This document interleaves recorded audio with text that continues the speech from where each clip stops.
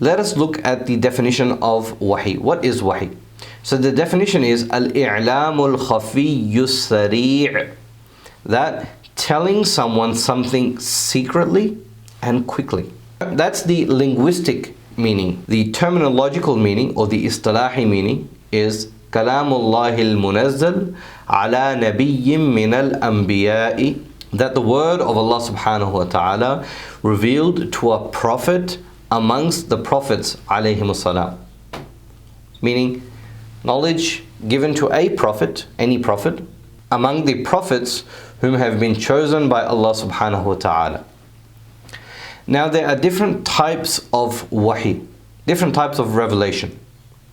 The first one is the bell chain, or in Arabic we say silsilatul jars.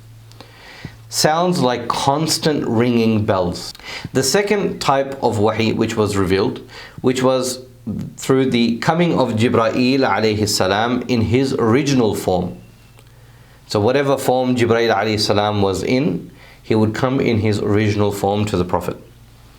The third type is the coming of Jibreel alayhi salam in the form of a man. Just as Jibreel alayhi salam came in the form of a believer, of a sahabi, and his name was Hazrat Dihya Kalbi radiyallahu anhu.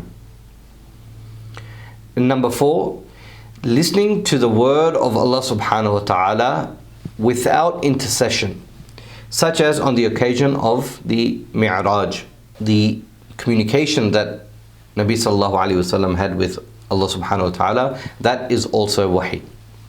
And number 5 is to speak directly to the heart. Ilqa'u fil qalb. That Allah subhanahu wa ta'ala speaks directly into the heart of a prophet.